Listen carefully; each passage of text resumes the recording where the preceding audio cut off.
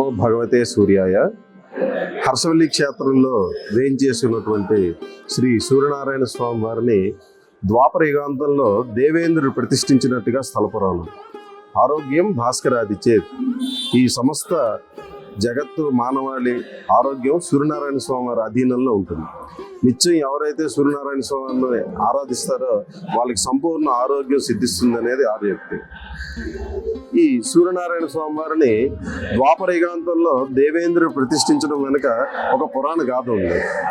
మహాభారత యుద్ధానంతరం బలరాముడు ఈ ప్రదేశాన్ని సందర్శించినట్టు, ఆ సమయంలో ఈ ప్రదేశం అంతా కరువు కాటకాలతో నిండి ఉండి పంటలు సరిగ్గా పండక చాలా ఇబ్బందుల్లో ఉన్నప్పుడు ఇక్కడ ప్రజలంతా కూడా బలరాముణ్ణి అర్థించి, స్వామి ఈ ప్రాంగణం అంతా కూడా ఈ అనావశ్యతో ఉన్నది, దీన్ని ఎటువంటి మీరు దయతలిసి మా యందు మాకు ఈ ఇబ్బంది నుంచి తొలగించమని బలరాముడిని వేడుకోగా, బలరాముడు తన హలంతో ఈ దున్ని ఇక్కడ ఏర్పడినటువంటి నాగావళి నది కూడా ఆయన హలంతో దున్నినటువంటిది. ఈ నాగావళి నదీ తీరంలో ఆ సందర్భంగా బలరాముడు శివాలయాలు, పంచలింగాలు 5 శివాలయాలు ప్రతిష్ఠ చేశారు. అందులో ఒకటి ఇక్కడ శ్రీకాకుళంలో ఉమారుద్ర కోటేశ్వర స్వామి వారిని కూడా ప్రతిష్ఠించడం జరిగింది. ముక్కోటి దేవతలు అందరూ కూడా ఆ స్వామివారిని దర్శించుకోవడానికి విచ్చేశారు. అదే సమయంలో ఇంద్రుడు తన విధులన్నీ నిర్వర్తించుకొని నిశీతి సమయంలో స్వామివారిని దర్శించడం కోసం విచ్చేశాడు. ఆ టైంలో నంది స్వామివారు అమ్మవారితో ఆంతరింగ సమయంలో ఉన్నారు, ఈ సమయంలో మీరు స్వామివారి దర్శించడం కుదరదు అని నంది చెప్పడం జరిగింది ఇంద్రుడికి. ఇంద్రుడు దేవతల రాజు కనుక అహంకారంతో నువ్వెవరు నన్ను ఆపడానికని బలవంతంగా ఆ స్వామివారి ఆంతరంగిక మందిరంలోకి ప్రవేశించిపోతాయి. నంది కోపంతో బలంగా తన్నింది. ఇంద్రుడు ఈ పుష్కరిణి ఏర్పడిన ప్రదేశంలో స్పృహత కోల్పోయాడు. అదే సమయంలో దేవేంద్రుడికి స్వప్నం ముందు సూర్యనారాయణ స్వామి వారు సాక్షాత్కరించి, ఓ ఇంద్ర, నువ్వు ఎక్కడైతే స్పృహ కోల్పోయి పడి ఉన్నావో ఆ ప్రదేశంలో నీ వజ్రాయుధంతో తమిళనాడులో నా యొక్క విగ్రహం ఉంటుంది, దాన్ని ప్రతిష్ఠించి 40 రోజులు మండల కాలం పాటు నువ్వు అర్చించిన పిదప నువ్వు సంపూర్ణ ఆరోగ్యవంతుడు అవుతావు అని సూర్యనారాయణ స్వామి వారు చెప్పి అంతర్ధానం అయ్యారు. అప్పుడు వెంటనే ఇంద్రుడు తెలివి తెచ్చుకొని తన వజ్రాయుధంతో తవ్వగా ఇక్కడ ఈ పుష్కరిణి ఏర్పడింది. అందుకే దీన్ని ఇంద్ర పుష్కరిణి అంటారు. అందులో సూర్యనారాయణ స్వామి వారి విగ్రహం దొరకడం, దాన్ని తీసుకొచ్చి సూర్యనారాయణ స్వామి వారిని ఇంద్రుడు ఇక్కడ ప్రతిష్ఠించి 40 రోజులు అర్చించిన తర్వాత ఆయన సంపూర్ణ ఆరోగ్యవంతుడే తిరిగి దేవలోకానికి వెళ్ళాడు. ఈ దేవాలయం ఇక్కడ ఏర్పడడానికి ఉన్న పురాణ గాథ ఇది. అలాగే ఈ దేవాలయంలో మార్చి నెల 9, 10, అక్టోబర్ 1, 2 తారీఖుల్లో ఉదయించే సూర్యుడు కిరణాలు స్వామివారి పాదాలపై నేరుగా పడడం ఇక్కడ మరొక విశిష్టత. ఇక్కడ ఆరోగ్యం కోసం సూర్య నమస్కారాలు కూడా ప్రత్యేకంగా చేస్తారు. త్రిచా, సౌర, అరుణం ఈ 3 ఉపనిషత్తుల సహాయంతో సూర్య నమస్కారాలు చేయడం కూడా ఇక్కడ జరుగుతుంది. ఈరోజు మహాపవిత్రమైన దినం, సూర్యనారాయణ స్వామి వారి జన్మదినం, అనగా మాఘశుద్ధ సప్తమి, రథసప్తమి పండుగ.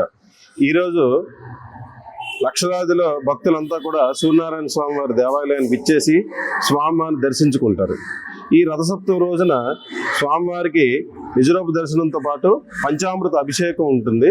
3వ తారీఖు రాత్రి 12:30 నుంచి తెల్లవారి సుమారుగా 7:30, 8 వరకు కూడా సూర్యనారాయణ స్వామి వారికి పంచామృత అభిషేకం ఉంటుంది. భక్తులు తెచ్చినటువంటి పాలు, పెరుగు, తేనె, పంచదార, పళ్ళ రసాలు ఇత్యాదులన్నిటితో కూడా సూర్యనారాయణ స్వామి వారికి పంచామృత అభిషేకం జరుగుతుంది.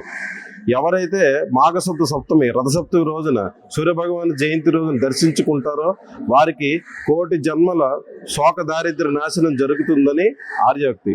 అందుకనే ఈ రథసప్తమి రోజున విశేషంగా భక్తులందరూ కూడా సూర్యనారాయణ స్వామి వారిని దర్శించుకొని చరితార్థులవుతారు. అలాగే ఉదయం 8 గంటల తర్వాత సూర్యనారాయణ స్వామి వారి నిజరూపానికే కొంచెం అలంకారం చేసి నిజరూప దర్శనం ఈ సుమారుగా సాయంత్రం 4 గంటల వరకు కూడా ఉంటుంది.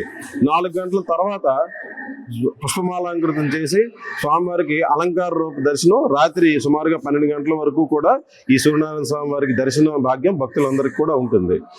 ఈ రథసప్తమి రోజు ఎవరైతే భక్తులు దర్శించుకుంటారో వాళ్ళకి జన్మజన్మలకు ఉండేటువంటి శోక దారిద్ర్యం నాశనం జరిగి ఆయురారోగ్య ఐశ్వర్యాలతో తొలదూగుతారని ఆర్యోక్తి. బలరాముడు ప్రతిష్ఠించినటువంటి ఉమారుద్రస్వామి కోటేశ్వర స్వామి ఆలయంలో ఇంద్రుడు తన విధులు నిర్వహించుకొని నిశీతి సమయంలో స్వామివారిని దర్శించుకోవడానికి ఉమారుద్ర కోటేశ్వర స్వామి దేవాలయానికి ఇచ్చేశాడు. ఆ సమయంలో స్వామివారి ఆంతరంగిక సమయంతో అమ్మవారితో ఉండడం వల్ల ఈ సమయంలో మీరు వెళ్ళడం సరికాదని నంది వారించగా, నేను దేవతల రాజు ఇంద్రుడిని, నన్ను నువ్వు ఆపే అధికారం నీకు లేదని ఇంద్రుడు బలవంతంగా లోపలికి ప్రవేశించిపోతాడు. కోపంతో నంది బలంగా ఇంద్రుడిని తన్నింది. అటువంటి సమయంలో ఆ ఇంద్రుడు ఈ ప్రదేశంలో స్పృహ కోల్పోయి ఇక్కడ పడిపోవడం జరిగింది. ఆయనకి స్వప్నంలో సూర్యభగవానుడు సాక్షాత్కరించి, నువ్వు ఎక్కడైతే పడిపోయావో ఆ ప్రదేశంలో నీ వజ్రాయుధంతో తవ్వితే నా యొక్క విగ్రహం దొరుకుతుంది, దాన్ని నువ్వు ప్రతిష్ఠించి 40 రోజుల పాటు నువ్వు దీక్షగా నన్ను అర్చిస్తే నీ యొక్క అనారోగ్యం అంతా పోయి నువ్వు సంపూర్ణ ఆరోగ్యవంతుడు అవుతావు అని సూర్యభగవానుడు స్వప్నయందు ప్రత్యక్షమై తిరిగి అంతర్ధానమయ్యాడు. వెంటనే ఇంద్రుడు తెలివి తెచ్చుకొని తన వజ్రాయుధంతో తవ్వగా ఈ పుష్కరిణి ఏర్పడడం వల్ల దీన్ని ఇంద్ర పుష్కరిణి అంటారు. ఈ యొక్క సూర్యనారాయణ స్వామి విగ్రహం ఇక్కడే దొరకగా దీన్ని తీసుకెళ్ళి సూర్యనారాయణ స్వామి వారిని ప్రతిష్ఠించి 40 రోజులు అర్చించిన తర్వాత సంపూర్ణ ఆరోగ్యవంతుడు అయ్యాడు. ఈ దరిమిలా ఈ దేవాలయంకి ఎవరైతే దర్శనంకి వస్తారో ఈ పుష్కరంలో స్నానం ఆచరించి సూర్యనారాయణ స్వామి వారిని దర్శించుకొని సూర్య నమస్కారాలు అవి చేయించుకునే సంపూర్ణ ఆరోగ్యవంతుడు అవుతారని సూర్యభగవానుడు ఇంద్రుడు ఇద్దరు వరం ఇవ్వడం జరిగింది. ఈ ధర్మిల భక్తులు తండోపతండాలుగా సూర్యభగవాన్ని దర్శించి అర్చించి సంపూర్ణ ఆరోగ్యవంతులై చరితార్థులైనారు.